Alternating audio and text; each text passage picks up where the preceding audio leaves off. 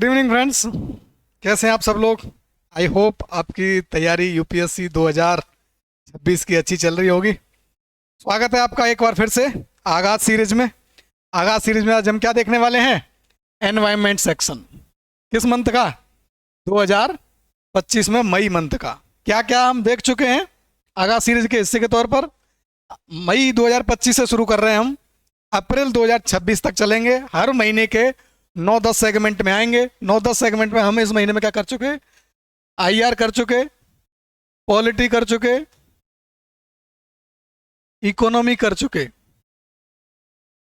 ये 3 सेक्शन हम ऑलरेडी कर चुके हैं। आज हमारा चौथा सेक्शन है एनवायरमेंट।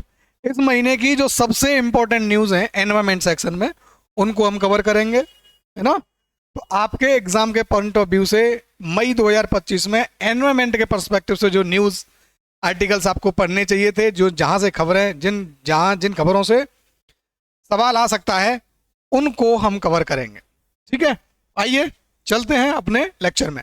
क्या क्या टॉपिक कवर करने वाले हैं? ये 6 टॉपिक हम आज देखने वाले हैं ताकि आपको आइडिया हो जाए। कोई सैराप चू कंजर्वेशन रिजर्व है हिमाचल प्रदेश में, वो घोषणा हुई है, उसकी अनाउंसमेंट हुआ है। कोई नया कंजर्वेशन रिजर्व बनता है तो हमारे लिए एनवायरमेंट के पर्सपेक्टिव में जरूरी हो जाता है। कंजर्वेटिव रिजर्व हुआ, कोई भी प्रोटेक्टेड एरिया कोई भी हो।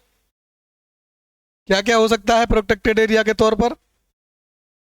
नेशनल पार्क हो सकता है, वाइल्ड लाइफ सेंचुरी हो सकती है, कम्युनिटी रिजर्व हो सकता है, और एक कंजर्वेशन रिजर्व हो सकता है। दोनों चारों में क्या अंतर है हम ये भी समझेंगे इसी न्यूज़ के बहाने, है ना। सारे नेशनल पार्क की लिस्ट हम नहीं देखेंगे यहाँ, लेकिन इन चारों में बेसिक डिफरेंस देख लेंगे। सागरमाथा संवाद नेपाल ने कंडक्ट हुआ था, समझेंगे क्या है, क्यों है। ऑपरेशन ओलिवा ये हर साल होता है, लेकिन क्या है इसके बेसिक्स वो समझेंगे। ग्लोबल एनवायरनमेंट फैसिलिटी क्या है, इस पर एक सवाल भी यूपीएससी ऑलरेडी पूछ चुका है। एनवायरनमेंट रिलेटेड जितने भी इंस्टीट्यूशंस हैं, ग्लोबल इंस्टीट्यूशंस जो फाइनेंसिंग से रिलेटेड है या गवर्नेंस से रिलेटेड है, उन पर सवाल आते रहते हैं। इसलिए हमने क्यों न्यूज़ में रही थी समझेंगे, क्या पढ़ना है ये भी समझेंगे। New rules for access and benefit sharing of biodiversity, है ना। तो बायोडाइवर्सिटी एक्ट जो है उसमें जो एक्सेस एंड बेनिफिट शेयरिंग के लिए कुछ फॉर्मूला है, उसमें कुछ चेंजेस हुए हैं। वो क्या चेंजेस हैं, और बायोडाइवर्सिटी एक्ट 2002 क्या है, क्यों है, कैसे काम करता है। और एक क्लोरपाइरोफाइस क्या है, आप प्रोनाउंस खुद कर लीजिए, ये स्पेलिंग है क्लोरपाइरोफोस। ये केमिकल है, इससे रिलेटेड 2-3 कन्वेंशंस हैं, जैसे रोटरडम कन्वेंशन, इससे एसोसिएटेड है, इसी से नहीं, इससे मिलती जुलती। उन इस न्यूज़ के बहाने क्या, पहले तो ये समझेंगे इस केमिकल क्या है, पेस्टिसाइड क्यों है, और कैसे ये न्यूज़ में है, इंडिया को क्या कंसर्न है ये समझेंगे। फिर इसी से एसोसिएटेड 3-4 कन्वेंशंस हैं एनवायरनमेंट की, उनको भी समझेंगे। तो ये टोटल हमारे आज के टॉपिक है। चलें एक एक करके शुरू करते हैं। सैराप चू कंजर्वेशन रिजर्व, ये न्यूज़ में क्यों है, कंटेक्स्ट पहले जान लो। तो हिमाचल प्रदेश में है, सबसे पहली बात तो आपको जाननी है किस राज्य में है, हिमाचल प्रदेश में है। जो हिमाचल और नोटिफाइड किया है, ये मतलब नया बना है, नोटिफाइड किया है एज ए कंजर्वेशन रिजर्व तरपचू conservation reserve under the section 36A clause sub clause 1 of wildlife protection act. तो वाइल्ड लाइफ प्रोटेक्शन एक्ट के अंडर, यानी कंजर्वेशन रिजर्व की नोटिफिकेशन किस एक्ट में हो सकती है, तो वाइल्ड लाइफ प्रोटेक्शन एक्ट। क्या इसी की हो सकती है? नहीं। नेशनल पार्क का नोटिफिकेशन भी इसी में आता है, वाइल्ड लाइफ सेंचुरी का नोटिफिकेशन भी इसी में आता है, कम्युनिटी रिजर्व भी इसी में आता है।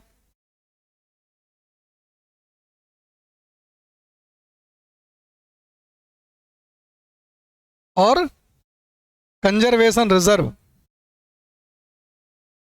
की घोषणा भी या नोटिफिकेशन भी इसी में होता है। तो इन चारों के लिए है। तो किस एक्ट के अंदर हुआ है ये जानना है। क्लॉज एक बार को मिस भी कर सकते हो, लेकिन किस राज्य में हुआ है ये जानना है। ठीक है, कंजर्वेशन रिजर्व क्या होता है वो हम समझेंगे अगली स्लाइड में, वो समझेंगे आराम से, पेशेंस। अब ये जो कंजर्वेशन है, कंजर्वेशन रिजर्व है, कहाँ पर है? इसकी लोकेशन हिमाचल में, इसके इसकी बाउंड्री के इर्द गिर्द जो है ईस्ट नॉर्थ साउथ वेस्ट में, उसको जान लेना जरूरी है। तो इसके ईस्ट में लद्दाख, मतलब ये बाउंड्री के आसपास है, हिमाचल की अपर बाउंड्री पर। इसके ईस्ट वेस्ट में है चंद्रताल वाइल्ड लाइफ सेंचुरी, इसके ईस्ट में है Kibber wild life sanctuary, Kibber जिसे बोलते हैं, और साउथ में है कापजीमा नाला, एक जगह है। ये इसकी लोकेशन है, ठीक है। लोकेशन याद रखेंगे क्योंकि बाउंड्री पूछ सकता है कभी कभी, तो आपको लोकेशन आइडिया रहना चाहिए। हिमाचल प्रदेश में इसके इधर, इसके इर्द गिर्द कौन कौन सी चीजें हैं ये भी पता रहना चाहिए। अदर फीचर, इसके इस कंजर्वेशन रिजर्व के क्या क्या फीचर है, तो ध्यान रखना है, दो रिवर के कन्फ्लुएंस पर है, मतलब एक उनाम रिवर है और एक चरब नाला है। ये जो कंजर्वेशन रिजर्व है, कन्फ्लुएंस मिलान बिंदु पर है, किस किस के? एक उनाम रिवर और एक चरब रिवर, इन दोनों के कन्फ्लुएंस पर है, ध्यान रखना है, ठीक है। तो कभी कभी यूपीएससी इस स्टेटमेंट बना देता है कि इस पार्क से होकर या नेशनल पार्क से होकर कौन सी नदी गुजरती है या किसको टच करती है। जॉइंस दरला घाट, नैना देवी, पॉटर हिल्स और सिली हिल्स, इनसे भी टच करता है ये कंजर्वेशन रिजर्व, ठीक है। हिमाचल प्रदेश का कौन सा है? ये 5th कंजर्वेशन रिजर्व है। अब आप हमको इससे पहले के 4 कंजर्वेशन रिजर्व कमेंट बॉक्स में बता दीजिए गूगल करके, इतना तो कर सकते हो। एक्टिव लर्निंग का मतलब होता है कि आप खुद कुछ थोड़ा पढ़ना सीखें, सर्च करना सीखें। एसोसिएटेड फैक्ट आपको कोई भी टीचर सारे एक जगह पर नहीं दे सकता, आपको कुछ मैं हिंट देता चलूंगा कि जो आपको एडिशनल चीजें रख लेनी है। तो जो 4 हैं उनके नाम आप हमें कमेंट बॉक्स में बता दीजिए और अपने नोट्स में भी ऐड कर लीजिए, क्योंकि 4 हैं तो याद करे जा सकते हैं। और किस लिए फेमस है ये सबसे जरूरी है कि किस लिए है, तो इसमें स्नो लेपर्ड पाए जाते हैं, इस पर्टिकुलर एनिमल के पर्सपेक्टिव से बहुत जरूरी हो जाता है। तो ये कुछ इसके अदर फीचर्स थे जो आपको जानना जरूरी थे।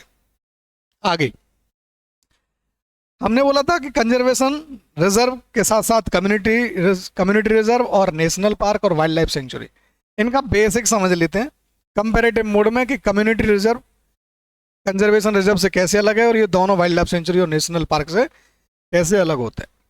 तो ये चारों कंपोनेंट हमारे national park, wild life sanctuary, conservation reserve और कम्युनिटी रिजर्व, किन किन पैरामीटर्स पर हम चेक करेंगे? तो लीगल बेसिस पर चेक करेंगे कि किस लॉ के अंदर आते हैं, फिर ओनरशिप के मामले पर चेक करेंगे कि ओनरशिप किसकी कैसी होती है, तो और भी पैरामीटर्स हैं नीचे आप देखेंगे। तो लेवल ऑफ प्रोटेक्शन के लेवल पर, ह्यूमन एक्टिविटीज के लेवल पर, राइट्स ऑफ पीपल के लेवल पर, मैनेजमेंट अथॉरिटी किसकी होती है, कम्युनिटी पार्टिसिपेशन के लेवल पर और पर्पस के लेवल पर, डिक्लेरेशन अथॉरिटी के लेवल पर और चेंज इन बाउंड्री के लेवल पर। इन सब मामलों में हम देखेंगे चारों के बीच कंपैरिजन। इस कंजर्वेशन रिजर्व के बहाने हमने एनवायरमेंट के एक स्टैटिक पोर्शन को कवर करने की कोशिश करी है जहां से अक्सर सवाल आते हैं, ठीक है। तो चारों को एक ही एक्ट रेगुलेट करता है, वाइल्ड लाइफ प्रोटेक्शन एक्ट। ये अमेंडमेंट हो गया 2002 में, उसके इतर भी आपको ध्यान रखना है, ये ओरिजिनल एक्ट यही है, wild life protection act, wild life protection act 1972। इसी एक्ट से चारों रेगुलेट होते हैं, तो लॉ कॉमन है चारों के लिए। ओनरशिप देखें तो नेशनल पार्क का ओनर कौन है? गवर्नमेंट। वाइल्ड लाइफ सेंचुरी का ओनर कौन है? गवर्नमेंट। कंजर्वेशन रिजर्व का ओनर कौन है? गवर्नमेंट। और यहां कम्युनिटी रिजर्व में जाके मामला बदलेगा, यहां या तो कम्युनिटी होगी उसकी ओनर या प्राइवेट कोई इंडिविजुअल हो सकता है। ओनरशिप 3 तक सेम है, national park, wild life sanctuary और कंजर्वेशन रिजर्व। जहां वर्ड कम्युनिटी जुड़ेगा वहां कम्युनिटी या इंडिविजुअल कोई आदमी ऑर्गेनाइजेशन उसका ओनर हो सकता है। रेस्ट तीनों केसेस में ओनर कौन होगा? गवर्नमेंट। ठीक है, आगे चलते हैं। लेवल ऑफ प्रोटेक्शन की बात करें तो नेशनल पार्क में होती है हाईएस्ट प्रोटेक्शन, मॉडरेट होती है वाइल्ड लाइफ सेंचुरी में, मतलब कुछ एक्सटेंट तक एक्टिविटीज अलाउड है।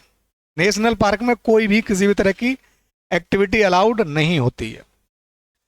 मॉडरेट टू इसमें कंजर्वेशन रिजर्व है, ध्यान रखना, और ये कम्युनिटी रिजर्व है, यहां भी मॉडरेट है, लेकिन इसमें लीस्ट होती है जो लेवल ऑफ प्रोटेक्शन है। अगर आपसे क्रोनोलॉजी में पूछा जाए तो आप इस तरह अरेंज कर देना, बढ़ती हुई क्रोनोलॉजी है और ऐसे अरेंज कर देना घटती हुई प्रोटेक्शन है। क्या है? ये नेशनल पार्क है, ये वाइल्ड लाइफ सेंचुरी है, ये कंजर्वेशन रिजर्व है और ये कम्युनिटी रिजर्व है। ये कंजर्वेशन वाला है और ये कम्युनिटी वाला है, दोनों रिजर्व ही। ये क्यों बनाए जाते हैं? मान लो कोई नेशनल पार्क है,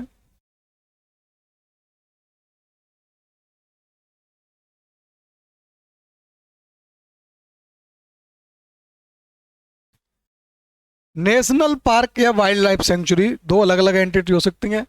ये नेशनल पार्क है तो इससे एडजेसेंट एरिया को ही कम्युनिटी रिजर्व या कंजर्वेशन रिजर्व घोषित किया जाता है। नेशनल पार्क हो सकता है या वाइल्ड लाइफ सेंचुरी हो सकती है। इन दोनों के सराउंडिंग के एरिया को और इसके डोमेन को बढ़ाने के लिए, प्रोटेक्शन बढ़ाने के लिए कम्युनिटी रिजर्व या कंजर्वेशन रिजर्व बनाया जाता है। अगर इसके इर्द गिर्द का एरिया, नेशनल पार्क या वाइल्ड लाइफ सेंचुरी के इर्द गिर्द का एरिया अगर सरकारी है तो बना देंगे हम कौन सा? Conservation reserve. और अगर इसके इर्द गिर्द का एरिया लोगों की ओनरशिप में है तो उसे बना देंगे कम्युनिटी रिजर्व। कंसेप्ट समझ में आ रहा है कि हम पहले किसी एरिया को क्या बनाते हैं? नेशनल पार्क या वाइल्ड लाइफ सेंचुरी घोषित कर देते हैं, वाइल्ड लाइफ सेंचुरी। अब हमें जब लगता है कि इसके इर्द गिर्द के एरिया को भी प्रोटेक्शन के दायरे में लाना चाहिए, बफर जोन बनानी चाहिए, तब हम घोषित करते हैं कम्युनिटी रिजर्व या कंजर्वेशन रिजर्व। अगर वाइल्ड लाइफ सेंचुरी या नेशनल पार्क के इर्द गिर्द का एरिया सरकारी है तो उसको घोषित करेंगे कंजर्वेशन रिजर्व। ये मान लो एरिया, इधर वाला एरिया, ये वाला एरिया मान लो गवर्नमेंट का है, गवर्नमेंट लैंड होती है ना, अगर एक गवर्नमेंट ओन्ड लैंड है तब यहां बनेगा कंजर्वेशन रिजर्व।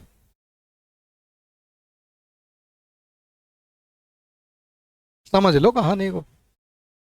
अगर ये वाला एरिया मान लो इन केस प्राइवेट ओनरशिप में है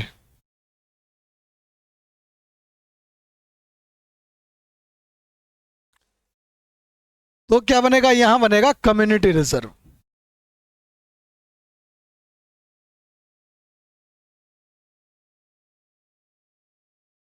व्हाट द पॉइंट? ओनरशिप के बेस पर कम्युनिटी रिजर्व या कंजर्वेशन रिजर्व नाम दिया जाता है। पर्पस दोनों का सेम है, नेशनल पार्क और वाइल्ड लाइफ सेंचुरी के इर्द गिर्द के एरिया को भी प्रोटेक्शन के दायरे में लाना है। बस इतना सा मकसद है ताकि उन दोनों नेशनल पार्क और वाइल्ड लाइफ सेंचुरी की प्रोटेक्शन को बेहतर बनाया जा सके। ठीक है, मतलब एक तरह की अगली लेयर ऑफ प्रोटेक्शन है। चलो आगे चलते हैं। मैनेजमेंट अथॉरिटी के मामले में देखें तो नेशनल पार्क में स्टेट गवर्नमेंट है, मैनेजिंग करेगी उसकी। वाइल्ड लाइफ सेंचुरी में भी स्टेट गवर्नमेंट ही मैनेज करती है। कंजर्वेशन रिजर्व मैनेजमेंट कमेटी होगी, एक बनाई जाती है कंजर्वेशन रिजर्व में, और कम्युनिटी रिजर्व मैनेजमेंट कमेटी होगी, इसे भी सरकार बनाएगी। पार्टिसिपेशन यहां ज्यादातर स्टेट गवर्नमेंट का ही होगा, यहां लोगों का भी पार्टिसिपेशन आ जाएगा। आगे देखते हैं कम्युनिटी पार्टिसिपेशन। कम्युनिटी पार्टिसिपेशन के मिनिमल, लिमिटेड यहां ज्यादा होगा, यहां बहुत ज्यादा होगा। नेशनल पार्क के मैनेजमेंट में पार्टिसिपेशन में लोगों का पार्टिसिपेशन बहुत कम है और ये बढ़ रहा है। कम्युनिटी रिजर्व तक जाते जाते सबसे ज्यादा हो जाता है। कम्युनिटी रिजर्व में ज्यादातर लोग जो मैनेजमेंट अथॉरिटी में होंगे वो लोग ही होंगे, वहां के लोकल रेजिडेंट्स। पर्पस अगर देखा जाए तो इकोसिस्टम प्रोटेक्शन होता है इसका। कोई नेशनल पार्क है तो उसका पूरा इकोसिस्टम, किसी पर्टिकुलर स्पीसीज का प्रोटेक्शन नहीं भर, उस पूरे नेशनल पार्क की टेरिटरी में जो भी आ रहा है, लिविंग बीइंग और नॉन लिविंग बीइंग, सब कुछ प्रिजर्व रहेगा। ये है नेशनल पार्क का प्रोटेक्शन लेवल। जैसे अगर हम समझना चाहें, ये एरिया है, इस एरिया को अगर हमने नेशनल पार्क घोषित कर दिया तो इसमें पेड़ होंगे, प्लांट्स, एनिमल्स होंगे, ये लिविंग बीइंग है, ये तो प्रोटेक्टेड है ही। रिवर भी प्रोटेक्टेड है, माउंटेन भी प्रोटेक्टेड है, अगर कोई बिल्डिंग है वो भी प्रोटेक्टेड है। सब कुछ जो इस एरिया में है सब प्रोटेक्टेड है। लेकिन जब हम बात करते हैं वाइल्ड लाइफ सेंचुरी की, वाइल्ड लाइफ सेंचुरी, तो वाइल्ड लाइफ सेंचुरी के नाम में ही छुपा है वाइल्ड लाइफ, जंगली जीवन, जंगली जीवन सेंचुरी, वहां सुरक्षा है। तो किसकी सुरक्षा है? ये एनिमल स्पेसिफिक होती है। कहीं शेर की सुरक्षा के लिए बना देंगे, कहीं तेंदुए की सुरक्षा के लिए बना देंगे, कहीं राइनासोरस की सुरक्षा के लिए बना देंगे, कहीं गिद्ध की सुरक्षा के लिए बना देंगे। तो कोई पर्टिकुलर वाइल्ड लाइफ है, उसको प्रोटेक्शन देना है, स्पेशल प्रोटेक्शन, तब हम बनाते हैं वाइल्ड लाइफ सेंचुरी। तो यहां इकोसिस्टम की प्रोटेक्शन नहीं हो रही है। लकड़ी काट सकते हो, यहां लकड़ी भी नहीं काट सकते, पूरा इकोसिस्टम प्रिजर्व है। यहां उस एनिमल के, जिस एनिमल के नाम से वाइल्ड लाइफ सेंचुरी है, उस एनिमल की प्रोटेक्शन पर फोकस है। उसमें आप लकड़ी काट सकते हो, थोड़ी बहुत इकोनॉमिक एक्टिविटी भी कर सकते हो, खेती कर सकते हो।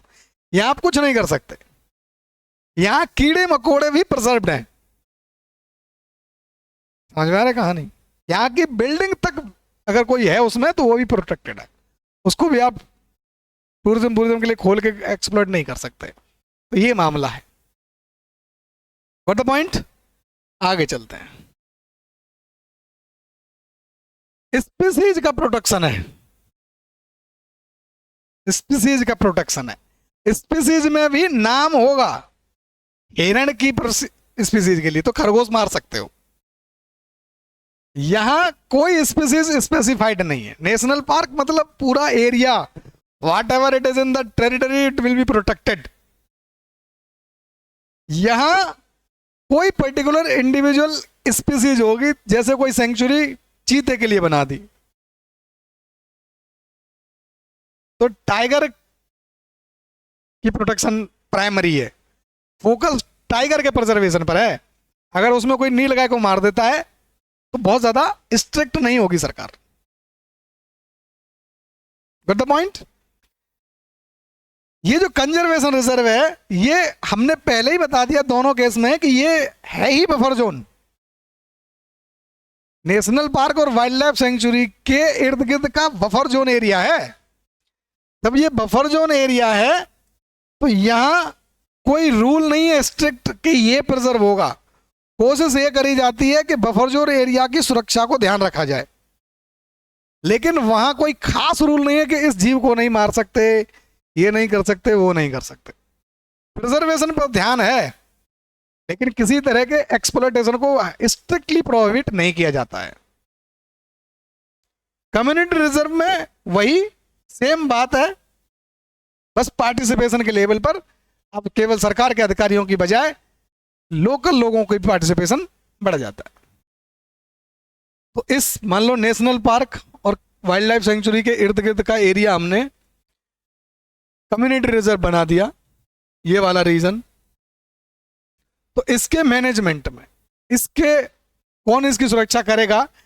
कम्युनिटी रिजर्व में लोग बढ़ जाएंगे, पीपल, पीपल का रोल बढ़ जाएगा, बस इतना ही है। प्रोटेक्शन का लेवल दोनों में लगभग सिमिलर है, कम्युनिटी रिजर्व और कंजर्वेशन रिजर्व। बस कंजर्वेशन रिजर्व में जिम्मेदारी ज्यादातर अधिकारियों की होगी, सरकारी अधिकारियों की, और कम्युनिटी रिजर्व में ज्यादातर जिम्मेदारी किसकी होगी? लोगों की। आगे चलते हैं। डिक्लेरेशन अथॉरिटी, कौन डिक्लेयर कर सकता है national park, wild life sanctuary? तो स्टेट गवर्नमेंट डिक्लेयर कर सकती है नेशनल पार्क को, लेकिन with prior approval of central government. मतलब कोई एरिया नेशनल पार्क घोषित करना है या नहीं करना है, करेगी तो स्टेट ही। नेशनल पार्क की घोषणा नोटिफिकेशन करेगा कौन? स्टेट गवर्नमेंट ही करेगी, ये तो क्लियर है। लेकिन अपनी मर्जी से नहीं कर सकती, इसके लिए इसको अप्रूवल लेना होगा।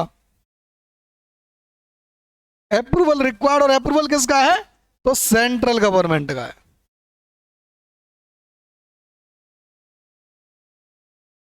सेंट्रल गवर्नमेंट अप्रूव करेगी तभी आप किसी एरिया को अपने ही स्टेट में नेशनल पार्क घोषित कर सकते हो, अदरवाइज नहीं। ठीक है, ये क्यों है? सरकार का अप्रूवल क्यों चाहिए? ये क्यों चाहिए अप्रूवल? क्योंकि नेशनल पार्क का मतलब है इकोसिस्टम प्रिजर्वेशन।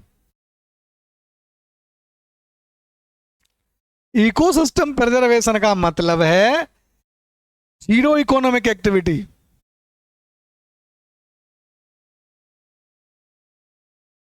कोई राज्य ये बोले कि किसी पर्टिकुलर रीजन में जीरो इकोनॉमिक एक्टिविटी करनी है, तो सरकार, सेंट्रल सरकार, देश की अर्थव्यवस्था, बहुत से फैक्टर्स होते हैं, कंसीडरेशन में होते हैं, तो इस पर सेंट्रल गवर्नमेंट अच्छा फैसला लेती है अपने कंसीडरेशन के हिसाब से, तब अलाउ करती है। समझ में आई कहानी? यहां करेगी, यहां भी स्टेट गवर्नमेंट ही। वाइल्ड लाइफ सेंचुरी घोषित करने का काम भी स्टेट गवर्नमेंट का ही है, वाइल्ड लाइफ प्रोटेक्शन एक्ट के अंदर ही करेगी, लेकिन यहां कोई अप्रूवल नहीं चाहिए। अप्रूवल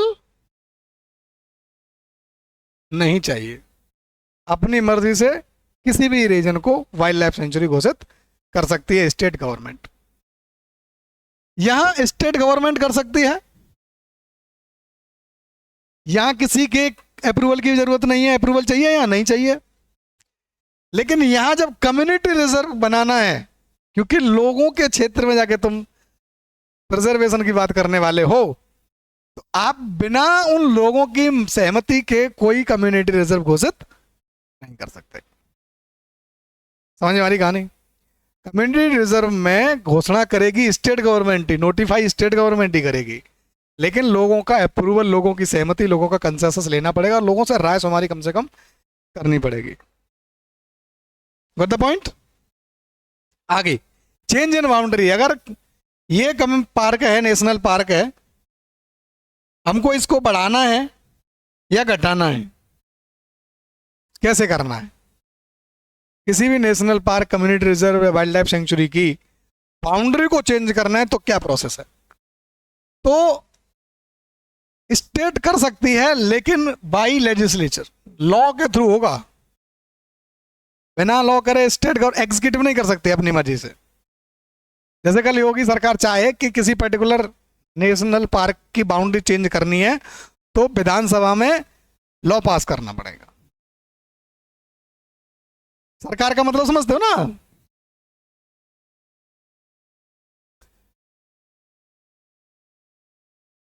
स्टेट पॉलिटी में स्टेट का मतलब है, एक होता है एग्जीक्यूटिव,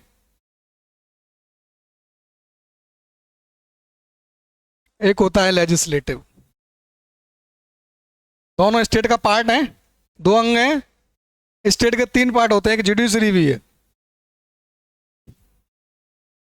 डेमोक्रेसी के लेवल पर चार हो जाते हैं।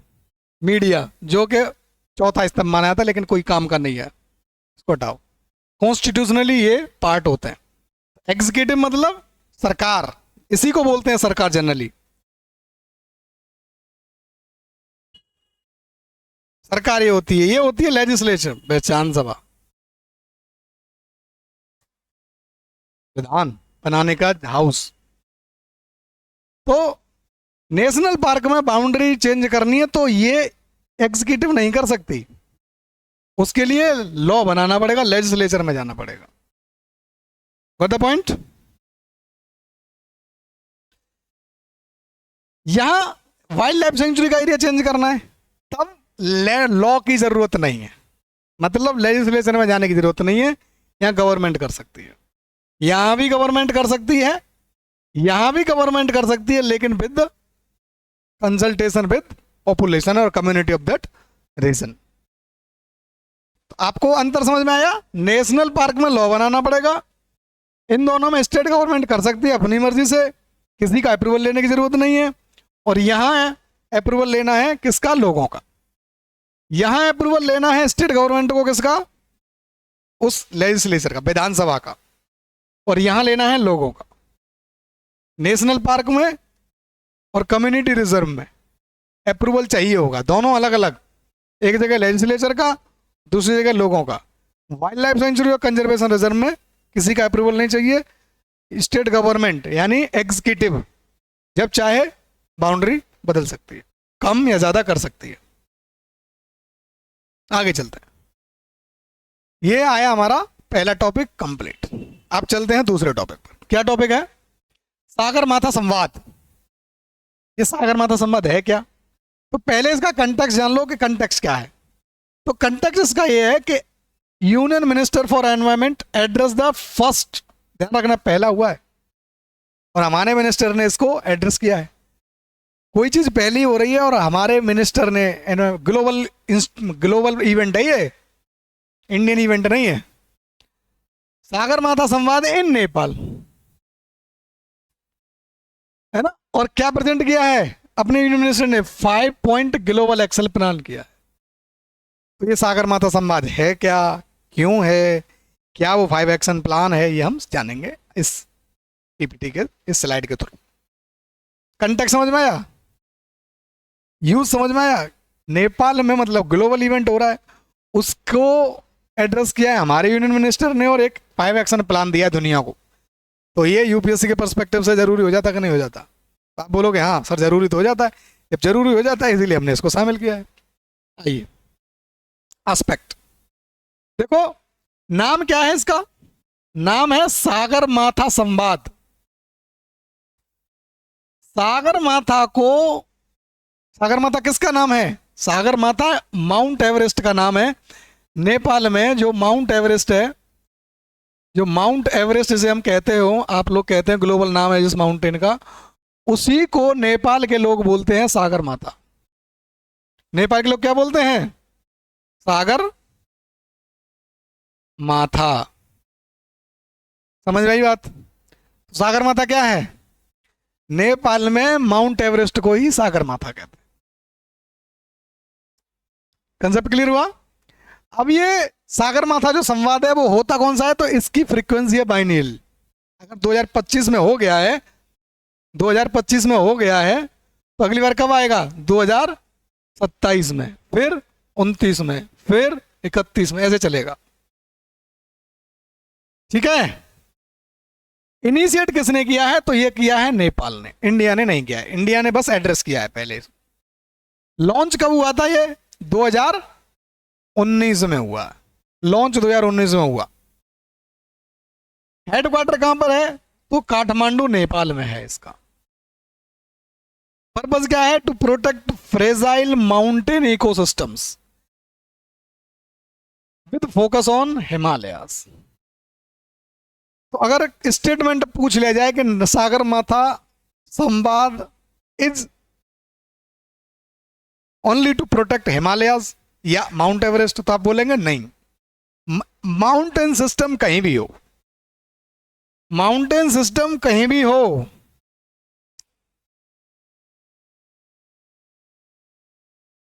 सागरमाथा संवाद, इसका पर्पज है प्रोटेक्शन ऑफ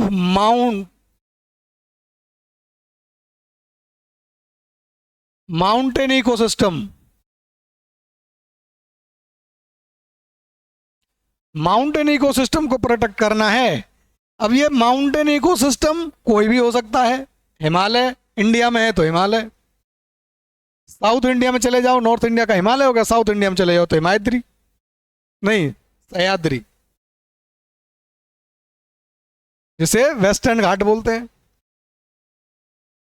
अमेरिका अगर कल को इसका पार्ट बन जाता है तो वहां कौन सा है, रॉकी। और लैटिन अमेरिका वाला हिस्सा साउथ अमेरिका का हिस्सा बन जाता तो वहां कौन सा है, एंडीज। यूरोप अगर हिस्सा बन जाता है तो वहां कौन सा है, यूराल। तो जिस एरिया में, जिस जगह पर जो माउंटेन है उसके प्रोटेक्शन के लिए है इकोसिस्टम, फोकस हिमालय पर है। जैसे जैसे देश, जिस जिस क्षेत्र के लोग इसमें शामिल होते चले जाएंगे, उस क्षेत्र के माउंटेन इकोसिस्टम के प्रिजर्वेशन के लिए इसमें बातें, डिस्कशन, चर्चाएं होंगी। 5 एक्शन पॉइंट, ये इस पर सीधा सवाल बन सकता है, ये नहीं पांचों को पूछ सकता है, और पूछ सकता है कि which of the are part of 5 point action plan projected by या proposed by India in Sagarmatha Samvad 2025। तो आपको ये पांचों के पांचों रट लेने हैं, कोई एक्सक्यूज नहीं है। पहला, climate finance enhancement, climate finance को एनहांस करो। क्लाइमेट फाइनेंस मतलब क्लाइमेट से डील करने के लिए जो फाइनेंस सिस्टम है वो कैपिटल अलाउ जो प्रोवाइड करी जा रही है वो बढ़ाओ। Climate justice and equity, CBDR। Mountain ecosystem protection, तीसरी बात। Disaster risk reduction and resilience, चौथी बात। Knowledge sharing and global cooperation, पांचवी बात। ये पांचों पॉइंट हैं, इन्हें आप रट लीजिए, सीधा सवाल आने की प्रोबेबिलिटी है। जब मैं इस पर प्रैक्टिस क्वेश्चन लाऊंगा तो इस पर 2 प्रैक्टिस क्वेश्चन होंगे आपके। पहले मई महीने के पूरे न्यूज को कवर कर लेते हैं सेक्शन वाइज, फिर मई महीने की मैगजीन पर जो हमने पढ़ाया है उन्हीं टॉपिक्स से जो सवाल बन सकते हैं MCQ, उनको भी सॉल्व करेंगे, ताकि आपको प्रैक्टिस MCQ के लिए कहीं अलग भटकना ना पड़े। मैं शुरुआत तो ऐसा ही किया था कि एक टॉपिक पढ़ाता था, उसके MCQ पढ़ाता था, लेकिन वहां लेक्चर हो जा रहा था लेंदी, इसलिए मैं शिफ्ट किया दूसरे रास्ते पर कि पहले हम सब्जेक्ट वाइज करंट अफेयर एक बार पढ़ लेते हैं, फिर MCQ एक साथ पढ़ लेंगे। चाहेंगे तो सब्जेक्ट वाइज पढ़ लेंगे, चाहेंगे तो पूरे मंथ का एक बार में पढ़ लेंगे, डिपेंडिंग अपॉन योर डिमांड। आप डिमांड करेंगे तो MCQ लाएंगे, अदरवाइज जून के मंथ में हम स्विच कर जाएंगे। आपको डिमांड करनी होगी, तब हम MCQ का सेक्शन एक अलग से बनाएंगे और लाएंगे। क्वेश्चन तो बना के साथ ही रख रहा हूं, लेकिन वो प्रेजेंट करना है नहीं करना है, that will depend upon your demand. तीसरा टॉपिक है ऑपरेशन ओलिविया। ओलिव रिडले जो कछुआ है उसके नाम पर बना है ओलिविया ऑपरेशन। कंटेक्स्ट क्या है, सबसे पहले ये जान लो कि न्यूज क्यों हमने पिक करी है। कंटेक्स्ट में इसलिए बताता हूं ताकि आपको ये एक आइडिया रहे छोटा सा कि हमने वो न्यूज क्यों पिक करी है। पहली बात यह है कि operation Olivia helped protect record over 6.98 lakh olive ridley turtles nested at the Rushikulya river mouth in Odisha. Rushikulya river mouth पे इतने ओलिव रिडले टर्टल बचाए गए हैं, प्रोटेक्ट किए गए हैं एक साल।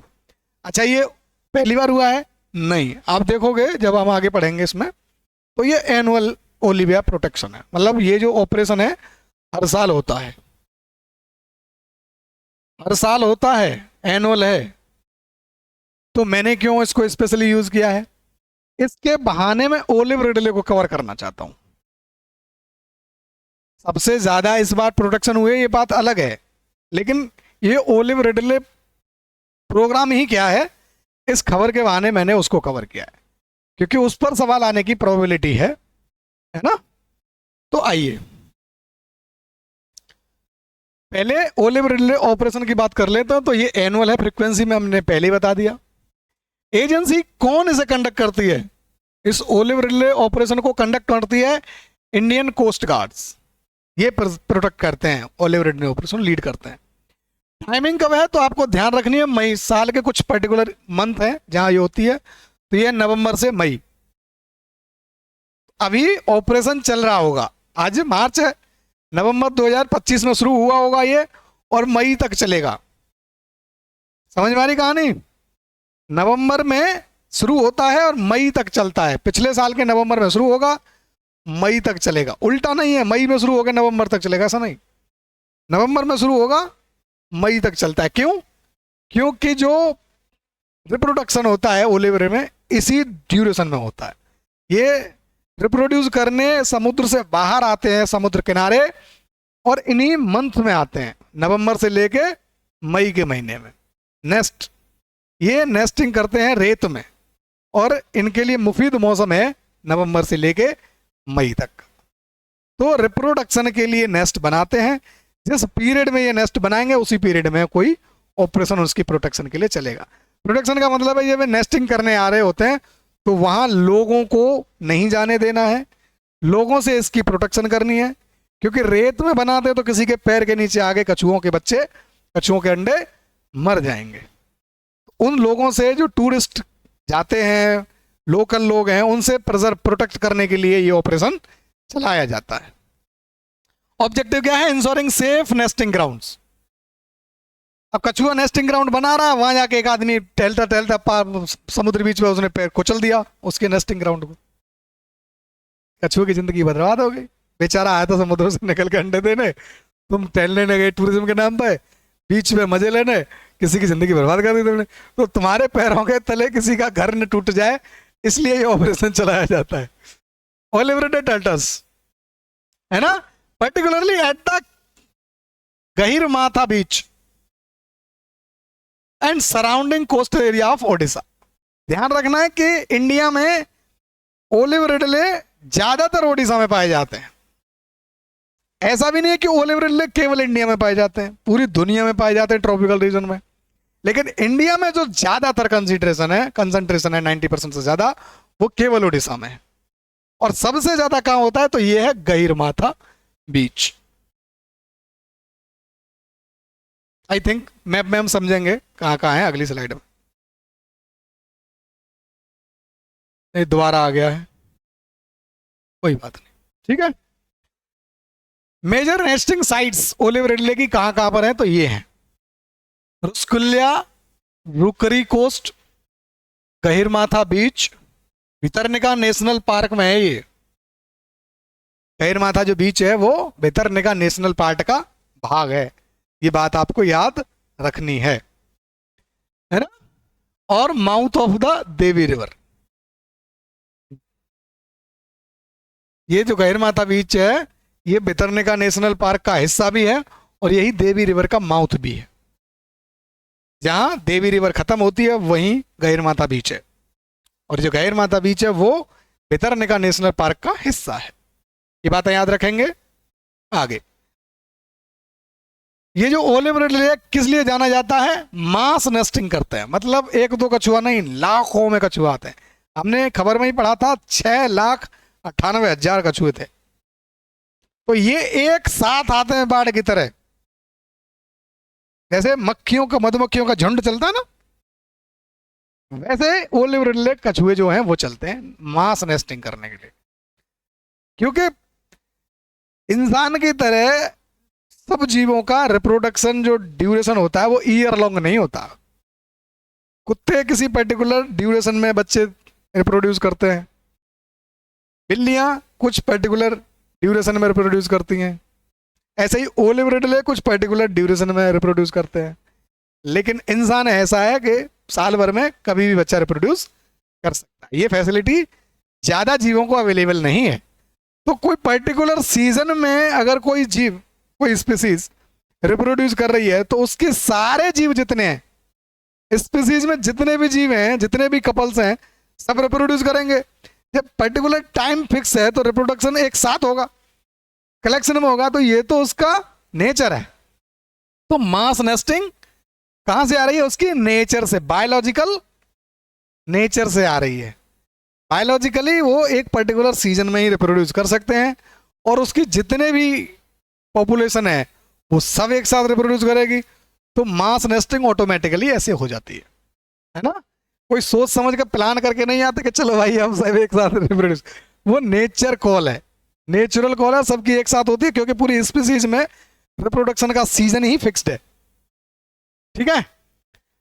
अब ये जो मास नेस्टिंग की फिनोमेना है, इसको क्या कहा जाता है ये याद रखना है आपको। ये से कहते हैं एरीबडा। प्रोनाउंस आप कर लेना, मैंने ये स्पेलिंग लिख दी है एरीबडा। एरीबाडा है, बड़ा है, आप देख लेना। कंजर्वेशन स्टेटस इसका जो ओलिव रिडले का है, वो हमें कंजर्वेशन रिजर्व 3 लेवल पर देखना है। IUCN में ये है वल्नरेबल। वहां और कौन कौन सी स्टेज होती है? वहां सबसे बुरी स्टेज होती है क्रिटिकली इंडेंजर्ड, CR। फिर होता है एंडेंजर्ड, EN। उससे भी ऊपर होते हैं एक्सटेंट, वाइल्ड में एक्सटेंट, कंप्लीटली एक्सटेंट। लेकिन तब ये आता है ना, क्रिटिकली एंडेंजर्ड, डेंजर्ड, फिर वल्नरेबल, फिर लीस्ट कंसर्न, ऐसे आता है। एक होता है एक्सटेंट, EN, एक्सटेंट, EX। एक एक्सटेंट इन वाइल्ड लाइफ, एक्सटेंट इन वाइल्ड लाइफ, ये भी होता है कैटेगरी। तो ये अलग अलग कैटेगरी हैं, इनको एक बार देख लेना। प्रोटेक्शन के लेवल IUCN में कितने हैं, लेवल ऑफ प्रोटेक्शन। IUCN में लेवल ऑफ प्रोटेक्शन ऐसे चलता है, जैसे एक्सटेंट इन वाइल्ड लाइफ, एक्सटेंट इन वाइल्ड, एक्सटेंट इन वाइल्ड, ये तो है ही नहीं। इससे भी पहले होगा एक्सटेंट, खत्म, वाइल्ड से नहीं, सब जगह से खत्म। फिर एक्सटेंट इन वाइल्ड, कुछ जगहों पर है। फिर क्रिटिकली इंडेंजर्ड, फिर इंडेंजर्ड, फिर वल्नरेबल, फिर लिस्ट कंसर्न। एक आध छूट रही होगी, आप उसको ऐड कर लेना, लेकिन इस लिस्ट को इसी सीक्वेंस में याद करना। इस सीक्वेंस में याद कर सकते हो या इस सीक्वेंस में याद कर सकते हो, इंक्रीजिंग या डिक्रीजिंग ऑर्डर में, इसको याद रख लेना है। स्टैटिक का मामला है। उन सबकी डेफिनेशन भी होती है, कब एक्सटेंट माना जाएगा, कब वाइल्ड लाइफ एक्सटेंट माना जाएगा, कब क्रिटिकली इंडेंजर्ड, नंबर में होता है। ये याद रखने की बात है। अब मैं सब कुछ लेके आ जाऊंगा तो फिर ये लेक्चर बहुत लेंदी हो जाएगा, बहुत बड़ा हो जाएगा, फिर आप लोग वो शिकायत करते हैं अरे इतना लेंदी लेक्चर है। इसलिए मैं हिंट करता चल रहा हूं कि आपको इसके साथ और क्या पढ़ लेना या नोट्स बना लेना जरूरी है। ठीक है, ये तीसरा टॉपिक कंप्लीट। चौथा टॉपिक ग्लोबल एनवायरमेंट फैसिलिटी, इसे GEF के नाम से भी आप जानेंगे। कंटेक्स्ट क्या है?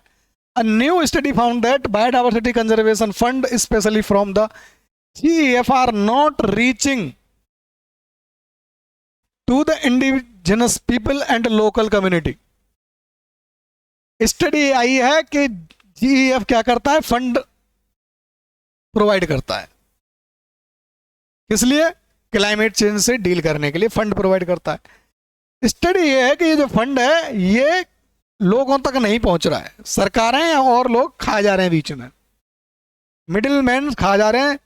यहां भी वही है राजीव गांधी वाला फॉर्मूला कि हम यहां से 1 रुपये भेजते हैं, 15 पैसा पहुंचता है, 85 पैसा गायब। तो यही स्टडी आई है। तो ये फंड क्या है GEF, ये जान लेना जरूरी है हमारे लिए। जो फंड क्लाइमेट चेंज से डील करने के लिए है, उस फंड का पैसा उन लोगों तक नहीं जा रहा जिन लोगों तक जाना चाहिए। तो जानना ये जरूरी है कि फंड क्या है। खबर में आपके लिए क्वेश्चन नहीं है, लेकिन खबर जिसके बारे में है वो काम का है ना। एनवायरमेंट में जब जाओगे स्टैटिक सेक्शन में, तो वहां एक टॉपिक होगा ग्लोबल इंस्टीट्यूशंस, वहां एक इंस्टीट्यूशन आएगा GEF। ऐसे समझना होता है न्यूज को, न्यूज में ही सब कुछ मिल जाएगा, ये गलती कभी मत करना सिविल सर्विसेज एग्जाम के प्रिपरेशन में। खबर आपको क्या देती है? एक रेफरेंस देती है, पॉइंट ऑफ स्टडी देती है, हिंट देती है कि आपको किस टॉपिक को पढ़ना है। वो ये नहीं बताती कि इसी कंटेंट को पढ़ना है जो मेरे अंदर है। अखबार में मैं जो खबर आई है न्यूज़पेपर में, द हिंदू, इंडियन एक्सप्रेस जैसे न्यूज़पेपर ही काम के हैं, बाकी तो सब रद्दी हैं, रोटी लपेटने के काम आते हैं, लेकिन खबरें जो काम के सिविल सर्विसेज के पॉइंट ऑफ व्यू से वो इंडियन एक्सप्रेस है, द हिंदू ही है। I would like to suggest the Hindu only, not even Indian Express, क्योंकि उसका कॉम्प्रिहेंशन, उसका कवरेज उतना नहीं है जितना द हिंदू का है, एग्जाम पॉइंट ऑफ व्यू से जो न्यूज़ आती है। तो हम ये जानना चाह रहे थे कि न्यूज़ में जो आया है वो केवल हिंट देता है कि क्या पढ़ना है। तो जी पे खबर आई, तो जो खबर आई कि पैसा कम मिला है, इस पर कोई सवाल नहीं बनने वाला।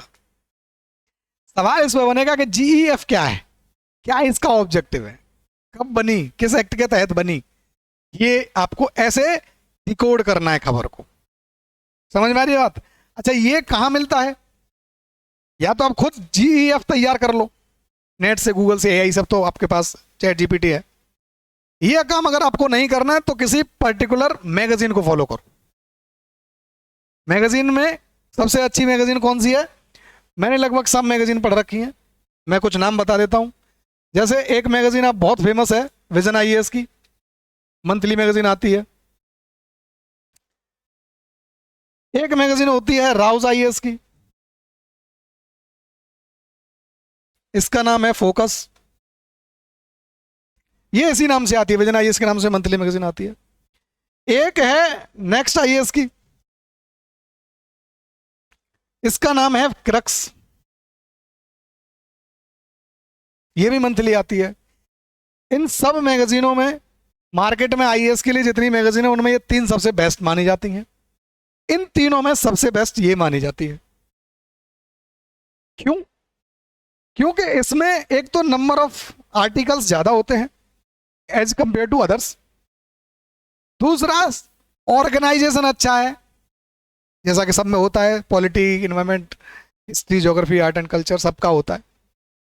तीसरा, इसमें कंटेंट जो लिया गया है वो एग्जाम ओरिएंटेड है, बहुत ज्यादा डुप्लीकेसी नहीं है, जो जितना काम का है बस उतना रखा गया है, तो इसका साइज आपको रीडेबल बनाता है। इंफॉर्मेशन सारी है, मतलब कॉम्प्रिहेंसिव है।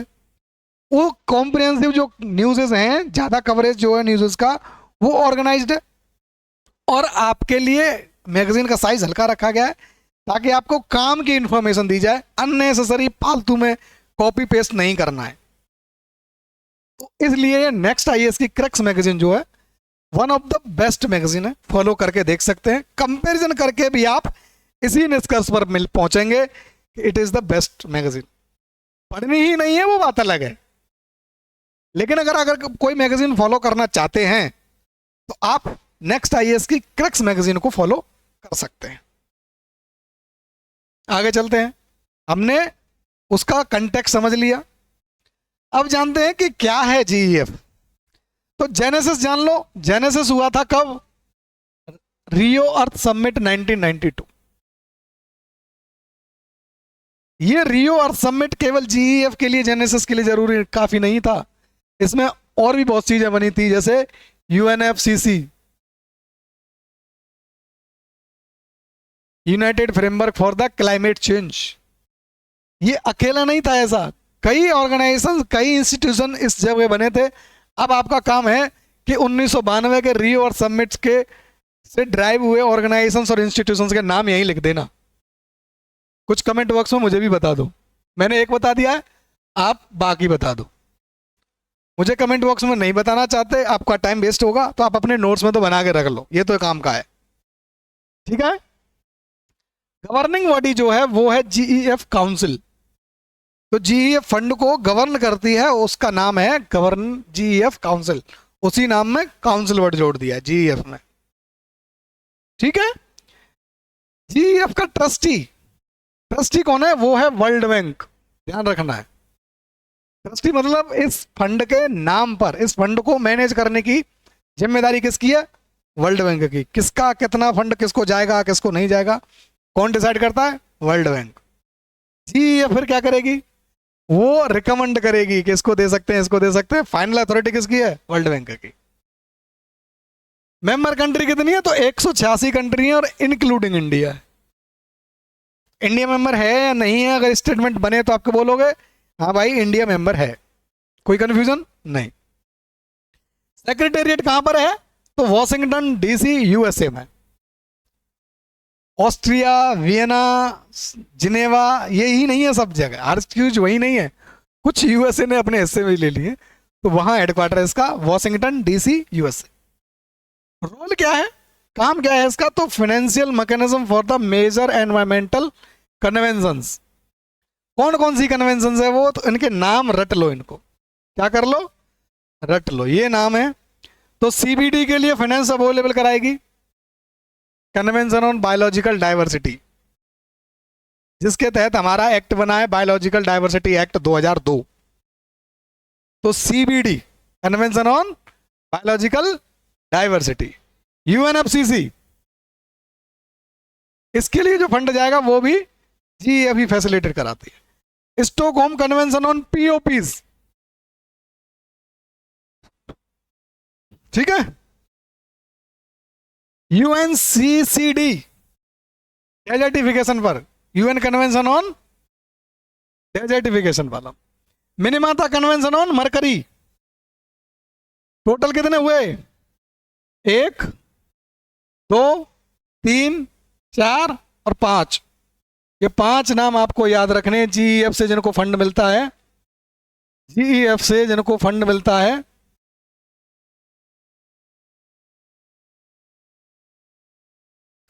ग्लोबल एनवायरमेंट फैसिलिटी से जिनको फंड मिलता है, वो हैं 5 कन्वेंशन। इन 5 के नाम याद रखेंगे। CBD convention on biological diversity, दूसरा आपने लिखा यूएनएफसीसी,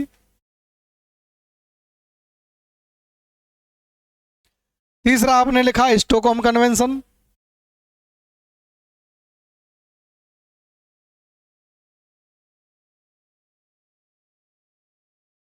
चौथा नाम आपको लिखना है यूएनसीसीडी,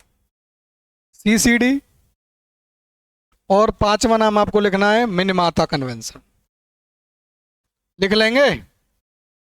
ये 5 नाम रटने हैं, कोई एक्सक्यूज नहीं होना चाहिए।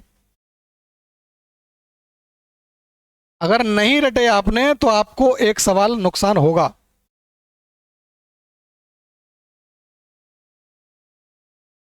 सवाल ऐसे ही आएगा कि GEF provide finance for which of the following convention. 1 2 3 2 3 4 1 2 3 4 2 3 4 1 और 1 2 3 4 5 सब। आपको ये अगर पता होगा, रटा हुआ होगा, तो आप इसका जवाब आराम से दे लेंगे।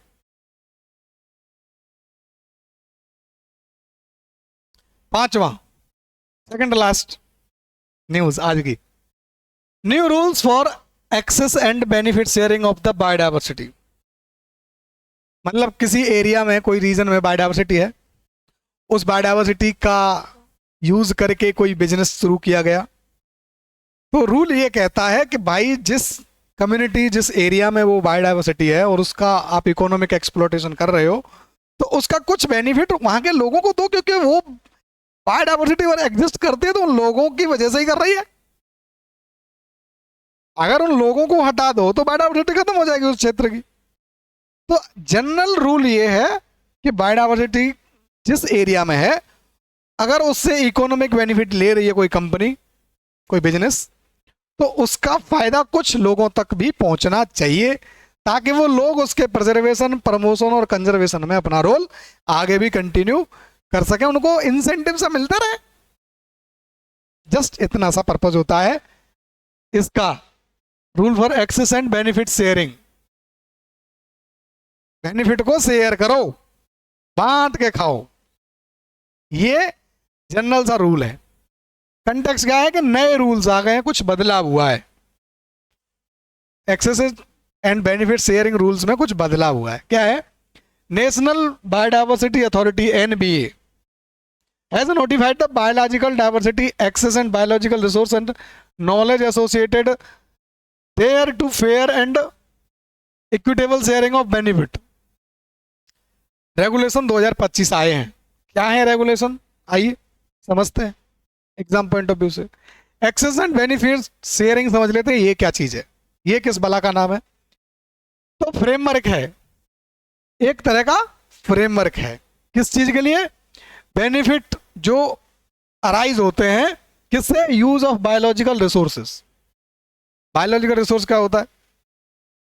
अब ये पूछोगे आप, जैसे कहीं जंगल है, वहां कुछ बायोलॉजिकल पौधे हैं, जीव हैं, उनका यूज करके कोई दवाई या कुछ भी बनाया जा रहा है, कोई मटेरियल, ये है biological resource. And associated traditional knowledge, वहां से रिलेटेड कोई नॉलेज है उस जैसे गाँव, हम आप ट्रेडिशनल गाँव में ज़्यादातर केस में कोई चीज़ हो जाती है तो रूखड़ी खिला देते हैं, ये रूखड़ी खा लो ठीक हो जाओगे, तो उस ट्रेडिशनल नॉलेज बोलते हैं। जैसे आधा सीसी का जब दर्द होता है, यानी माथे के आधे हिस्से में दर्द हो रहा हो, तो उसकी दवा तो मुझे भी बताई थी मेरे दादाजी ने। एक ऐसा रूल होता है कि जनरली पब्लिकली बता नहीं सकते, पर ये मतलब मिथ हो सकता है, मैं बता देता हूँ। मैंने कई लोगों का ऐसे करके दर्द ठीक किया भी है, मतलब रियली, मैं कोई झूठ नहीं बोल रहा। एक, अब पौधे का नाम तो नहीं पता, वो जनरली तालाबों में उगता है, उसके पत्ते को लाओ, उसके पत्तों को निचोड़ो, और अगर इस तरफ दर्द हो रहा है लेफ्ट साइड में, तो आप राइट साइड में कान में उसको निचोड़ दो। और ये कई लोगों का मैंने खुद ठीक किया है, वो टेस्टिफाइड है कि उस मुझसे पहले मेरे दादाजी जानते थे, और उनसे पहले उनके पुरखे जानते रहे होंगे, उन्होंने ये नॉलेज मुझे ट्रांसफर करी थी, मैंने आपके साथ ट्रांसफर कर दी। लेकिन आप इसको आजमाना मत कि तालाब में कोई भी रूखड़ी उग रही है और आप, मुझे उस पौधे की पहचान है, मैं ही जानता हूँ। अब मैं उस पौधे को यहाँ दिखा भी नहीं पाऊंगा क्योंकि वो अवेलेबल भी नहीं है, क्योंकि मैं नाम से सर्च करूंगा मुझे नाम नहीं मिलेगा, मैं केवल देख कर ही पहचान सकता हूँ।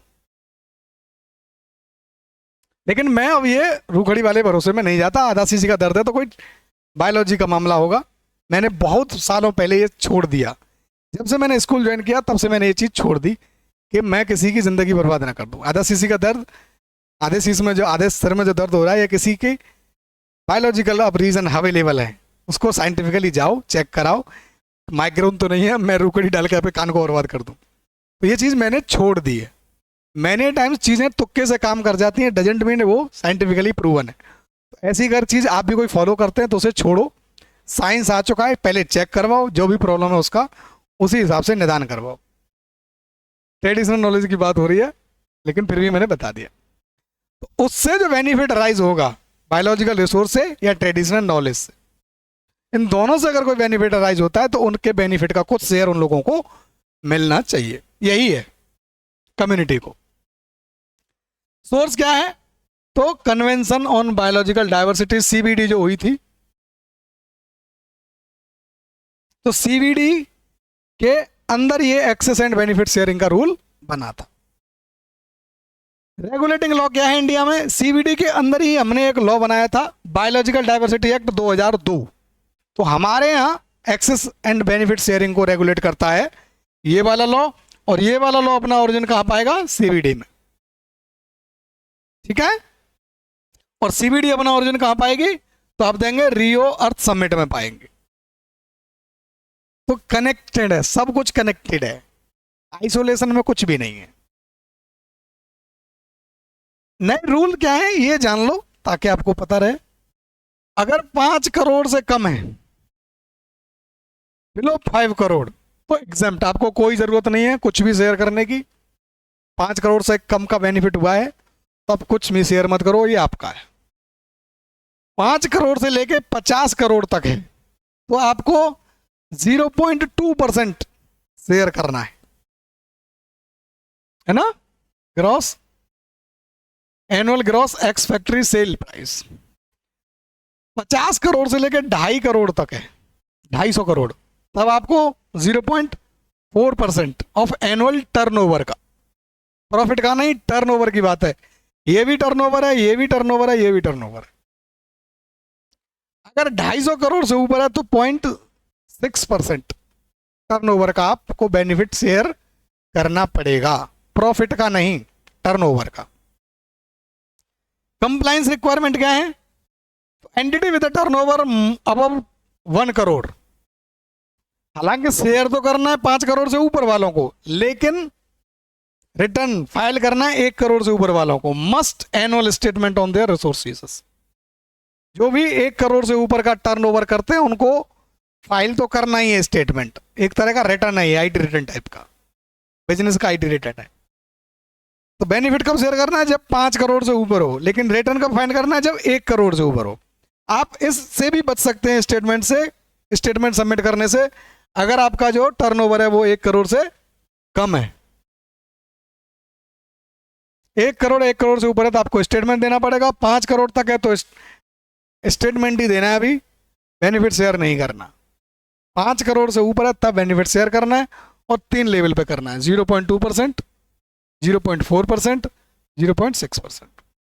Got the point? ये नए रूल आए हैं। अब मामला क्या है, आपको क्या याद रखना है? ओल्ड रूल क्या था? आता तो मैं यहां सब शामिल कर सकता था, लेकिन आपको भी तो सीखना है कि हाउ टू स्टडी। मैं हमेशा थोड़ा ना रहूंगा, हर टॉपिक पर थोड़ा ना रहूंगा, तो आपको हिंट भी मिलती रहनी चाहिए किसी टॉपिक को कैसे पढ़ा जाता है। तो ओल्ड रूल क्या थे, आप हमें कमेंट बॉक्स में बता सकते हैं। मुझे कमेंट बॉक्स में नहीं बताना चाहते, मत बताओ, आप अपने नोट्स में इन ओल्ड रूल को लिख के रख लो। सवाल कंपैरिजन में आ सकता है, कंपैरेटिव स्टेटमेंट आ सकते हैं। Old rule were requiring this amount and new rules were demanding this amount. आपको पता रहना जरूरी है, ठीक है? आगे चलते हैं। लास्ट टॉपिक क्या है? क्लोर पाइरोपाइरिफोस। ये है, प्रोनाउंसिएशन आप कर लेना, स्पेलिंग लिख दिए क्लियर, कंटेक्स्ट जान लो। At meeting of the conference of the party COP to the Basel Rotterdam Stockholm convention in the Switzerland, India has opposed. ध्यान रखना, क्या किया इंडिया ने? समर्थन नहीं किया, एडवोकेट नहीं किया, अपोज किया है। किसका? Opposed the inclusion of insecticide. ये क्या है? एक इंसेक्टिसाइड है, कीटनाशक है, under the Stockholm convention on persistent organic pollutant. जो पॉल्यूटेंट लंबे समय तक परसिस्ट करते हैं एनवायरमेंट में, उस पीओपी में शामिल न किया जाए।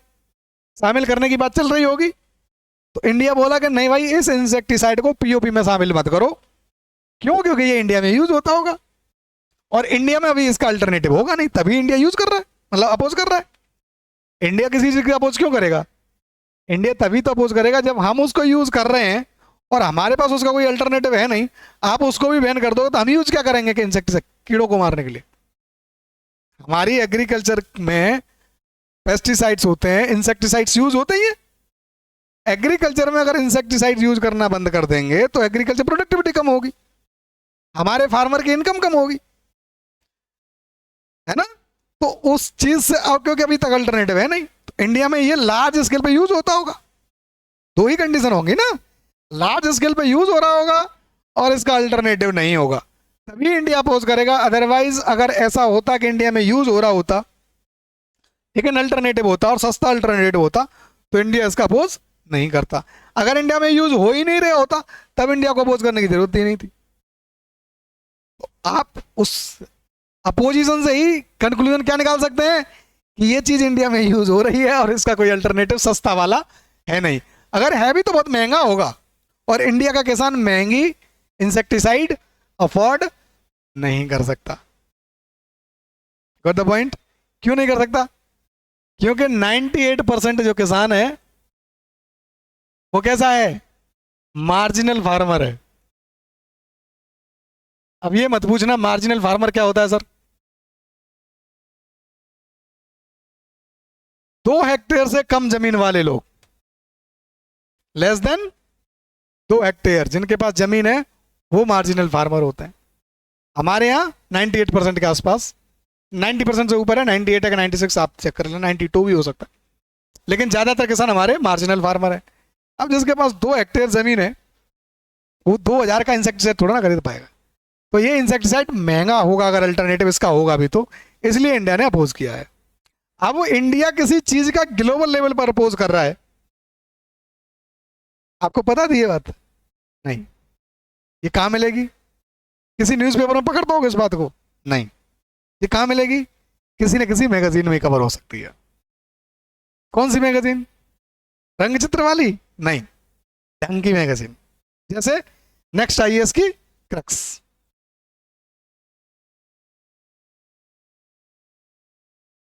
समझ पा रहे हो आप? तो हर न्यूज़पेपर में ढूंढ पाना बड़ा मुश्किल है। न्यूज़ ढूंढ भी ली तो उस न्यूज़ में क्या पढ़ना है ये मुश्किल है। सर्च कब तक करोगे? किसी न्यूज़ के बारे में क्या सर्च करना आपको कैसे पता? आप कोई एक्सपर्ट हैं? इस काम को मैगजीन पर छोड़ दो। आप न्यूज़ पढ़ो जस्ट अवेयरनेस के लिए, लेकिन तैयारी के लिए आप मैगजीन फॉलो किया करो, उसमें से शॉर्ट नोट्स बनाया करो। द इंडो इंडियन एक्सप्रेस पढ़ना जरूरी है दो कामों के लिए। न्यूज़पेपर पढ़ो दो कामों के लिए, एक अवेयरनेस के लिए,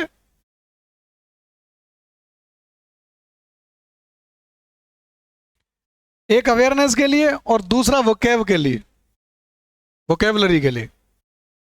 तीसरा कोई चीज अगर काम आ सकती है वो है कभी कभी अच्छे फैक्ट मिल जाते हैं जो मेंस में काम आएंगे, प्री में काम नहीं आएंगे,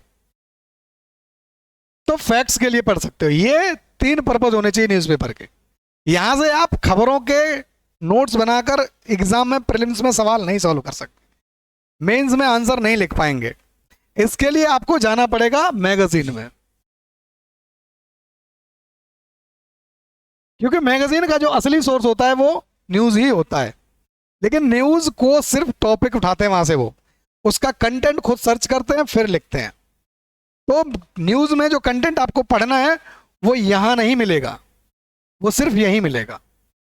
और इसके लिए कई सोर्सेस हैं, लेकिन बेस्ट सोर्स मैं बता रहा हूं, नेक्स्ट आईएएस का क्रक्स। और ये मैं हवाबाजी नहीं कर रहा, मैंने तीनों मैगजीनों को पढ़ा है, मैंने तीनों मैगजीन को गो थ्रू किया है अपनी तैयारी के दौर में, ठीक है। और हर एक लेवल पर चेक किया है किस किस लेवल पर आपको मैगजीन को देखा जाना चाहिए। मैगजीन को देखने के कई रास्ते हैं। मैगजीन चेक करना है यूटिलिटी मैगजीन की, तो पहली बात तो है कि नंबर ऑफ आर्टिकल्स, ये तो सब में लगभग बराबर मिलते हैं। तो कवरेज हर एक सेगमेंट की होनी चाहिए, history, polity, economy, geography, science, environment, geography, है ना, इंटरनेशनल रिलेशन, गवर्नेंस, सब, सोसाइटी, सोशल जस्टिस, जितने मैक्सिमम सेक्शंस हो सकते हैं वो सब होने चाहिए। तो सेक्शंस, मल्टीपल सेक्शंस, ये लगभग लगभग सब मैगजीन में सिमिलर हैं। इसमें नेक्स्ट आईएएस कोई खास एक्स्ट्रा सेगमेंट नहीं जोड़ता है। जो विजन आईएएस में मिलेंगे सेगमेंट, वही सेगमेंट फोकस में मिलेंगे राउज आईएएस की में, और वही सेगमेंट मिलेंगे इसमें नेक्स्ट आईएएस की क्रैक्स में। जो नेक्स्ट आईएएस की क्रैक्स को अलग लेवल पर ले जाती है वो है एनालिसिस। बाकी दोनों मैगजीन का एनालिसिस बहुत लेंदी है, डुप्लीकेसी ज्यादा है, ध्यान रखना, डुप्लीकेसी बहुत ज्यादा है। तो एनालिसिस जो है टू द पॉइंट होना चाहिए। आप चेक कर लो, मैं डाउनलोड कर लो, पीडीएफ सबके साथ है, मैं कोई प्रमोशन नहीं कर रहा किसी का, बट बता रहा हूं, टू द पॉइंट होना चाहिए एनालिसिस हर एक टॉपिक का, है ना। तो टू द पॉइंट एनालिसिस अब जब आप पाओगे तो नेक्स्ट आईएएस की क्रैक्स का सबसे बेस्ट एनालिसिस पाओगे किसी खबर का। तो एक्सपेंशन अननेसेसरी लेंदी नहीं किया गया है। तीसरा, हर मैगजीन में कुछ न कुछ अननेसेसरी टॉपिक्स होते हैं। तो अच्छी मैगजीन कौन सी होगी जिसमें अननेसेसरी टॉपिक कम से कम हो। अननेसेसरी मतलब छोटी सी बात हुई, मैगजीन में शामिल कर लिया आर्टिकल। रिलेवेंस, न्यूज में आ गया इसका मतलब नहीं है कि उस पर मैगजीन में आर्टिकल आ जाना चाहिए। तो अननेसेसरी सरी टॉपिक्स जितने कम हो उतना बेहतर है। तो ये आप पाओगे नेक्स्ट आईएएस की क्रैक्स में सबसे कम अननेसेसरी टॉपिक्स होते हैं, ज्यादातर टॉपिक रिलेवेंस होते हैं, सिग्निफाई होते हैं, ठीक है। तीन बातें आपको जाननी है। डुप्लीकेसी,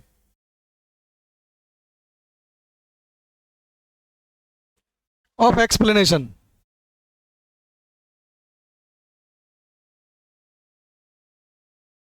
जीईएफ में मान लो आर्टिकल आया, जनवरी में भी आया और किसी कारणवश जीईएफ फरवरी में भी आ गई। अदर मैगजीन्स में ये होता है कि पिछली बार जो एक्सप्लेनेशन कॉपी पेस्ट किया था वही अगली बार भी मिलेगा। यहां ये नहीं है। अगर जीईएफ का एक्सप्लेनेशन एक बार हो गया है इस साल भर में, तो अगली साल में ही आएगा। इस साल में चाहे जीएफ 50 बार आए, जीएफबी के बारे में 5 बार इसमें एक्सप्लेनेशन नहीं देंगे। एक बार आ गया, दैट्स इट, हो गया काम। इसलिए इसका साइज छोटा हो जाता है। तो डुप्लीकेसी ऑफ एक्सप्लेनेशन इसमें बहुत कम मिलता है, इसीलिए इसका साइज बहुत हल्का रहता है। इन पैरामीटर्स पे आप खुद चेक कर लो, जो मैगजीन आपको सूटेबल लगे फॉलो कर लेना। मेरी बात मानने की जरूरत ही नहीं है। आगे इंसेक्टिसाइड क्या है, वो जो हमने पढ़ा था, वो शब्द क्या था, मुझे तो प्रोनाउंसिएशन भी नहीं आ रहा उसका। ये वाला है, क्या चीज है ये,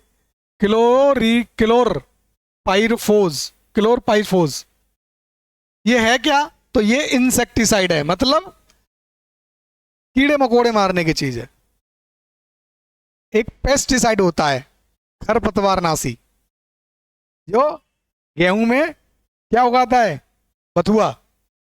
वो क्या है, गेहूं में उगा हुआ बथुआ, वो क्या है, खरपतवार है। गेहूं में सेहूं उगाता है। आपने देखा होगा घर से लोग घास काटने के लिए जब जाते हैं तो गेहूं के खेत में सेहूं होता है, गेहूं जैसा ही होता है, गेहूं के साथ ही बढ़ता है, गेहूं की तरह ही होता है एकदम। पेड़ भी उसका जैसा गेहूं का पौधा होता है, सेम लाइन पे चलता है।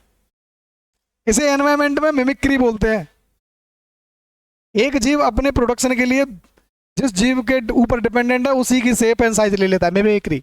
ये कई तरह की होती है, कुछ कलर मिमिक्री करते हैं, कुछ शेप एंड साइज मिमिक्री करते हैं, कुछ और चीजें मिमिक्री करते हैं। वहां देख लेना कि जीव अपने प्रोटेक्शन के लिए, अपने जीवन के संचालन के लिए क्या क्या तरीके अपनाते हैं। चालबाजी इंसानों के काम नहीं है, चालबाजी सबका काम है। कोयल अपना घोंसला नहीं बनाती कभी, पता है तुम्हें? वो क्या करती है, कौए के घोंसले में जाके अपना अंडा दे देती है। ठीक है, तो ये चालबाजियां हैं। जीव अपने अपने जीवन को संचालित करने के लिए सब करते हैं। तो चालबाजी सिर्फ इंसानी फितरत नहीं है, ये नेचर में है, एवरीवेयर है ना। गिरगिट का रंग बदलना क्या है, जीवन जीने की कला है। तुम उसको मुहावरा समझ बैठे हो। गिरगिट जीवन रंग बदलता है, वो अपने जिंदा रहने के लिए, अपने शिकारी से बचने के लिए। तो ये इंसेक्टिसाइड है, मतलब कीट है, कीड़ा, कीट पतंग है। फसल को नुकसान पहुंचा सकता है खरपतवार, उसका भोजन पानी खींचकर, और कीड़े मकोड़े उसके पत्तों को, फलों को, जड़ों को खाकर। तो ये एक कीटनाशक है। क्या है, कीटनाशक है। अब ये मत बोलना कीट क्या होता है, ठीक है। आगे इफेक्ट एंड एक्सपोजर, अगर क्रॉनिक एक्सपोजर हो जाए इसका, तो इसका नेगेटिव इंपैक्ट पड़ता है। इसीलिए पीओपी में इसको शामिल करने की बात चल रही थी। क्या इंपैक्ट पड़ सकता है, इनहिबिट्स, ये कोई एक एंजाइम का नाम है, याद कर लेना, मुझे तो पढ़ना भी नहीं आ रहा। एसिटाइलोनिनेस्ट्रेरियाज, पता नहीं क्या एंजाइम, उसको इनहिबिट करता है। Adversely affect neuro development, reduce birth size, may cause lung and prostate cancer. इतनी चीजों के लिए जिम्मेदार हो सकता है ये इंसेक्टिसाइड। इसलिए इसको पीओपी में शामिल करना का प्रपोजल था, लेकिन इंडिया इसको अपोज कर रहा है। डब्ल्यूएचओ क्लासिफिकेशन क्या है इसका, डब्ल्यूएचओ ने कैसे क्लासिफाई किया है, तो मॉडरेटली हजार्डस पेस्टिस इंसेक्टिसाइड है। क्या है, मॉडरेटली हजार्डस है, एक्सट्रीमली हजार्डस नहीं है। इंसेक्टिसाइड, ठीक है। तो ये आपको डब्ल्यूएचओ का क्लासिफिकेशन पता रहना चाहिए। 3 कन्वेंशन है जो पॉल्यूशन से रिलेटेड, एनवायरमेंट पॉल्यूशन से रिलेटेड है। तीनों का नाम, ईयर, ऑब्जेक्टिव और इंडिया के द्वारा रेटिफिकेशन याद रखना है, टेबल एज इट इज, कोई एक्सक्यूज नहीं है, सीधा क्वेश्चन बन सकता है। स्टॉकहोम कन्वेंशन 2001 में आई थी। ऑब्जेक्टिव है एलिमिनेट और restrict the POP, persistent organic pollutant. Organic pollutant जो लंबे समय तक एनवायरमेंट में एग्जिस्ट कर सकता है, उसको रेजिस्ट करना, उसको रेस्ट्रिक्ट करना है या बैन करना, एलिमिनेट करना है ना। इंडिया ने रेटिफाई किया इसको 2006 में। रॉटरडम कन्वेंशन आई थी 1998 में, और इसका ऑब्जेक्टिव है प्रमोट प्रायर इन्फॉर्म्ड कंसेंट। हम बता के काम करेंगे, इन्फॉर्म्ड कंसेंट मतलब सहमति, informed consent for hazardous chemicals and pesticides in the international trade. मतलब हम आपको कोई, मतलब एक कंट्री दूसरी कंट्री को हजार्डस केमिकल का ट्रेड करना चाह रही है। जैसे आपको समझना है ये वाला रॉटरडम कन्वेंशन, तो रॉटरडम को कन्वेंशन को ऐसे समझो, रॉटरडम कन्वेंशन को ऐसे समझो कुछ, एक कंट्री ए है, एक कंट्री बी है। अब ये कंट्री इसको हजार्डस केमिकल ट्रेड करना चाहती, बेचना चाहती है, या ये कंट्री इससे खरीदना चाहती है, एक ही बात है। तो ट्रेड हो रहा है। ट्रेड किसका हो रहा है? हजार्डस केमिकल का, ध्यान रखना है, हजार्डस केमिकल का ट्रेड हो रहा है। तो जब ट्रेड होने से पहले इसको बताना पड़ेगा, इसके बारे में इन्फॉर्म करना पड़ेगा कि भैया ना ये वाला जो केमिकल है हजार्डस है, आप पहले जान लो तब लो। अगर ये सहमत हो जाए कि ठीक है, कंसेंट, ये कंसेंट देगा कि ठीक है आप चिंता ना करो, मैं सहमत हूं इस बात से, ये हजार्डस है, मैं तब भी खरीदना चाहता हूं, तब ये ट्रेड होगा। तो इन्फॉर्म्ड, प्रायर, बेचने से पहले पहले, मतलब इसीलिए तो बोल रहे प्रायर, इन्फॉर्म्ड और कंसेंट। जब ये बेचने से पहले बता देगा ये कंट्री बी को कि भाई ये हजार्डस कंपोनेंट केमिकल है, तुम ले तो रहे हो, और ये ग्लोबल ट्रेड में करना है, खासकर हजार्डस केमिकल्स के मामले। तो ये इस बात को प्रमोट करती है, इन्फॉर्म्ड कंसेंट को। कौन सी? Rotterdam convention. किसके? हजार्डस केमिकल्स के बारे में प्रायर इन्फॉर्म कंसेंट को प्रमोट करती है। ठीक है। इंडिया ने कब इसको रेटिफाई किया है? 2005 में। एक है बेसल कन्वेंशन 1989। इन कन्वेंशंस को भी क्रोनोलॉजी में लगवा सकता है वो। तो इनकी कन्वेंशंस की क्रोनोलॉजी कैसी होगी? ये ऐसे, पहले बेसल कन्वेंशन आएगी 1989 में, फिर 1980 में आएगी, 80 में आएगी, 1998 में आएगी रॉटरडम कन्वेंशन, उसके बाद आएगी स्टॉकहोम कन्वेंशन, है ना, ऐसे आएंगी। और इसी सीक्वेंस में इंडिया इनको रेटिफाई भी करेगा, सेम सीक्वेंस में। तो आप अगर इनके अडॉप्शन ईयर को क्रोनोलॉजी अडॉप्ट कर लेते हो तो इंडिया को भी याद कर लोगे। ईयर नहीं पूछेगा, क्रोनोलॉजी में पूछ सकता है।